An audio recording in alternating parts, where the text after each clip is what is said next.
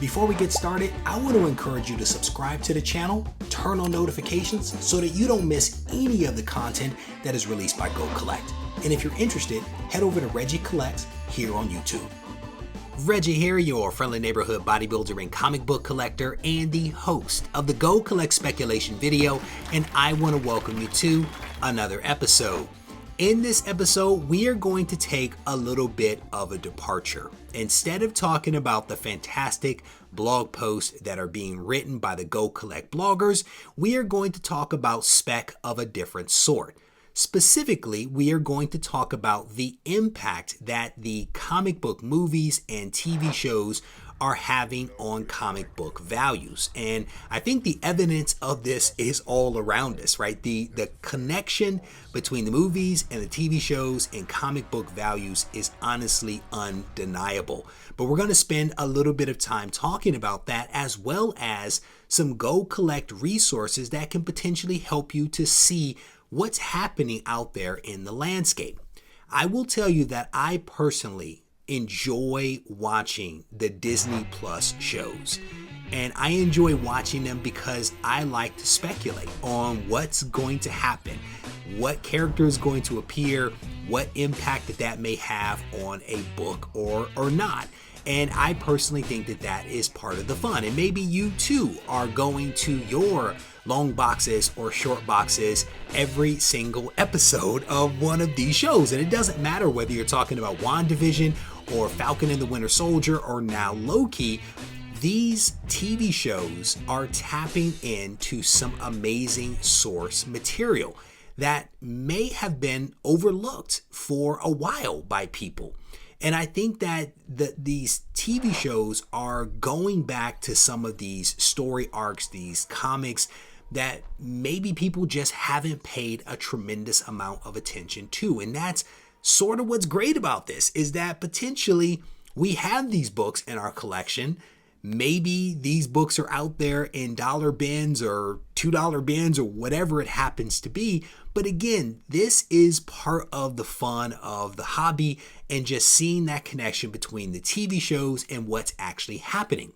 And I think that this gives all of us a great opportunity to, in some respects, to participate in the spec game without spending crazy amounts of money. And as I mentioned in this video, I want to take some time to cite some specific examples of some comics that have gotten hot that are tied to the TV shows. But I also want to talk about some resources that are available to all of us on GoCollect that can help us to kind of monitor what is actually happening out there in our very dynamic market.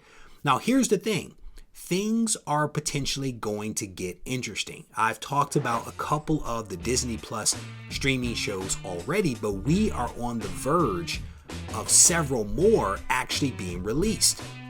Many of us are watching the Loki show right now, and on the horizon in 2021, we are going to see What If, Hawkeye, and also Miss Marvel.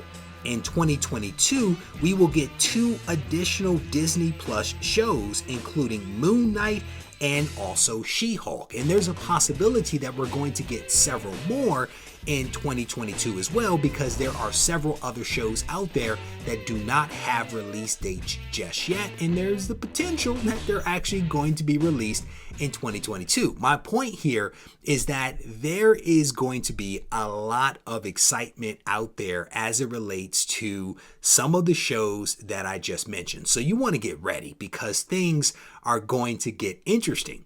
But as I mentioned, I want to cite a couple of specific examples for you all to kind of cement this idea that what's happening in these streaming shows is actually having a true impact on the comics as well. The first example that I want to cite is associated with the WandaVision show, and you probably know which book I'm talking about. It is West Coast Avengers issue number 45, and I think everyone knows that this is the first appearance of the white or colorless Vision. Early in 2020, 9.8s of this book sold for under $200. This book could also be had raw, relatively inexpensively as well. Then in March, the White Vision was shown, and this book took off and started to sell for more than $800 at a 9.8, with newsstands going for a premium. The next example that I want to cite is associated with Falcon and the Winter Soldier, and the book is Captain America issue number 354, the first appearance of the U.S. agent. There are roughly 190 copies of this book on the CGC Census. I should also point out that there was only one sale of a 9.8 of this book in 2018 and none in 2019. Then, in 2020, into this year, 2021, this book has been selling for upwards of $300. And again, this is a perfect example of a book that no one was really paying attention to, and then all of a sudden, this book has gotten hot, and it appears that this may continue on. It looked like U.S. Agent is going to have a role moving forward, and potentially it will be in the movie, because I want to say Falcon and the Winter Soldier is one season, so we might actually see U.S. Agent in a movie at some point, which could be really interesting. So if you have those U.S. Agent comics, you may want to hold on to them, because it could get interesting. The next example that I want to cite for you is associated with Loki, the series that many of us are watching right now. And the book that I want to talk about is Thor issue number 372, the first appearance of the TVA.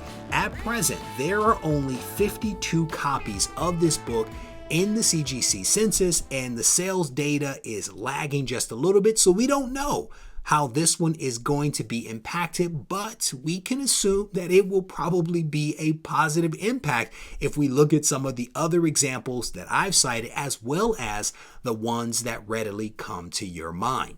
With all of that said, I want to talk about some of the tools and resources that you have at your disposal that will allow you to kind of evaluate what is happening with these comics that are being impacted by the TV shows. One of the first features that I want to talk about is the watch feature. And this is a really awesome function that allows you to receive alerts when comics matching your search criteria have actually been sold and are then in the GoCollect database. And the search criteria that you can set are around the grade parameters. You can set a high end and a low end, and then you can also select the type of label that you're interested in. So if it's CGC or CBCS and one of the labels that they offer, you can actually set up that search. And anytime a comic is sold that matches your search criteria, you will receive an alert. And this is a great way to kind of stay abreast of what might be happening with some of these books that, again, are associated with these shows that might be moving somewhat dynamically. One of the other features of GoCollect that I personally like is the ability to look at the sales history of a specific comic.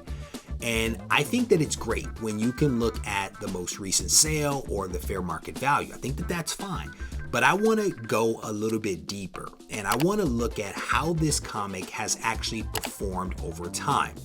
And using the sales history analyzer on the GoCollect website, you literally have that ability. You can actually set your parameters to go back 30 days, 60 days, 120 days, and literally look at how a comic has performed over time. And I think that that's incredibly valuable, because you can see how quickly is that book ramping up or not. Is it bouncing up and down? This is some of the data that is available to you, and you specifically then can drill down into the individual sales and look at the individual books that sold. Again, this is a great resource to have at your disposal. The very last feature that I want to tell you about is the integration between GoCollect and CGC, specifically the CGC Census data. You literally have the ability to search on GoCollect for a comic and then to see how many copies of that comic have been graded by CGC, because that integration exists right in that record. And I think that this is really great for being able to monitor what's happening with the census. As books are being added, you can actually see, if you look hard enough, what's happening with a specific book at a specific grade. The other thing that I want to mention is that I release a video on my YouTube channel, Reggie Collects, and this video is called the Top 10 Most Submitted Books into CGC. And essentially, I run down the top 10 books that have been submitted into CGC. Now, what's interesting about this is that I get this data directly from CGC before the books are entered into the database. So my video is a leading indicator of what is to come. So if you are interested to see what books are hot, what books people are submitting in, tune in to my channel. And I will tell you, I am actually releasing the upcoming video tomorrow at 3:30 Eastern Standard Time, again on Reggie Collects. So if you're interested, check it out. With that said, I'm going to wrap this video up. I hope that you enjoyed it. And if you did, please hit the thumbs up button, leave a comment behind, and tune in next week when we get to do this all over again.